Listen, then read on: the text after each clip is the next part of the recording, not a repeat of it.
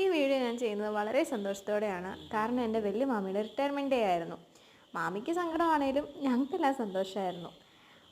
വല്യമാമി എന്ന് പറയുമ്പോൾ അമ്മയുടെ മൂത്ത ചേട്ടൻ്റെ വൈഫാണ് കേട്ടോ. 25 വർഷത്തിലേറെയായിട്ട് മാമി കുട്ടികളെ പഠിപ്പിക്കുന്നു. അങ്ങനെ ഇന്നൊരു HSS ടീച്ചറായിട്ടാണ് മാമി റിട്ടയർ ആവുന്നത്.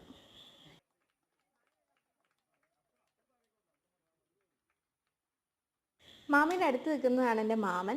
മാമനും റിട്ടയർ ആയതാണ്. ഇപ്പോൾ അഡ്വക്കേറ്റായിട്ട് പ്രാക്ടീസ് ചെയ്യുന്നു. ഇത് ഞങ്ങളെല്ലാവരും കൂടെ കേക്കൊക്കെ മുറിച്ചു. വൈകിട്ട് 3 മണി തൊട്ട് രാത്രി 9:30 വരെയായിരുന്നു ഫംഗ്ഷൻ. അത് കഴിഞ്ഞിട്ടും ആളുകൾ വരുന്നുണ്ടായിരുന്നു. അപ്പോൾ നല്ല തിരക്കായിരുന്നു കേട്ടോ. കേക്കൊക്കെ എല്ലാവർക്കും ഡിസ്ട്രിബ്യൂട്ട് ചെയ്യുന്നത് എൻ്റെ കസിൻസാണ്. മാമിയുടെ സബ്ജക്റ്റ് മാത്സ് ആണ്. അപ്പോൾ ഞങ്ങൾക്ക് എന്ത് ഡൗട്ട് ഉണ്ടെങ്കിലും ഞങ്ങൾ നേരെ ഓടിച്ചില്ലെന്ന് മാമിയുടെ അടുത്തായിരിക്കും. അപ്പോൾ നമ്മുടെ ഫാമിലിയിൽ തന്നെ ഒരാളുള്ളപ്പോൾ ഭയങ്കര ഈസിയാണ്. പിന്നെ ഞങ്ങൾ എല്ലാവരും കൂടെ ഒരുമിച്ചിരുന്ന് ഫുഡൊക്കെ കഴിച്ചു. ഇത് രാത്രിയിലത്തെ വീഡിയോ ആണ്. ആ സമയത്ത് ആ രാവിലത്തെ തിരക്ക് തന്നെയുണ്ട്. പിന്നെ കുറച്ച് തിരക്കൊക്കെ കഴിഞ്ഞ് കഴിഞ്ഞ് മാമി ഒന്ന് റിലാക്സ്ഡ് ആയി കഴിഞ്ഞപ്പോഴാണ് അമ്മയുടെ ചേച്ചിയും അമ്മയൊക്കെ മാമിക്ക് ഗിഫ്റ്റ് കൊടുത്തത്. ഇത് അമ്മയുടെ ചേച്ചിയുടെ മോളാണ്. അതേന്ന് ഞങ്ങൾ അന്ന് അവിടെ കിടന്നായിരുന്നു. പക്ഷെ അമ്മയുടെ വേറൊരു ചേച്ചി അന്ന് തന്നെ തിരിച്ച് അവരുടെ വീട്ടിലേക്ക് പോയായിരുന്നു. പിന്നെ ഞങ്ങൾ കുറേ നേരം അവിടെ ഇങ്ങനെ സംസാരിച്ചുകൊണ്ടിരുന്നു.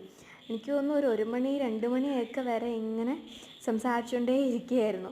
നല്ല രസമാണ്. ഞങ്ങൾ എല്ലാവരും കൂടുമ്പോൾ എന്താണെന്ന് അറിയത്തില്ല, നമ്മുടെ മനസ്സിലുള്ള ടെൻഷനെല്ലാം മറന്നു പോയിട്ട് ഞങ്ങൾ എന്തൊരു പുതിയൊരു വേൾഡിലേക്ക് എൻ്റർ ആകുമ്പോൾ ഭയങ്കര സന്തോഷമാണ് അന്നേരം. രാത്രിയായി എല്ലാവരും പോയി കഴിഞ്ഞപ്പോഴത്തേന് കുറേ പേര് മുമ്പശത്തിരുന്ന് വർത്താനം പറയുന്നു, കുറേ പേര് അകത്തിരുന്ന് വർത്താനം പറയുന്നു. ഭയങ്കര രസമായിരുന്നു കേട്ടോ. അമ്മമ്മയ്ക്ക് ഞങ്ങൾ മൊത്തം 13 പേരക്കുട്ടികളും അതിലൊരു പേരക്കുട്ടിയുടെ 2 മക്കളും കൂടെ ചേർത്ത് മൊത്തം 15 പേരക്കുട്ടികളുണ്ട്.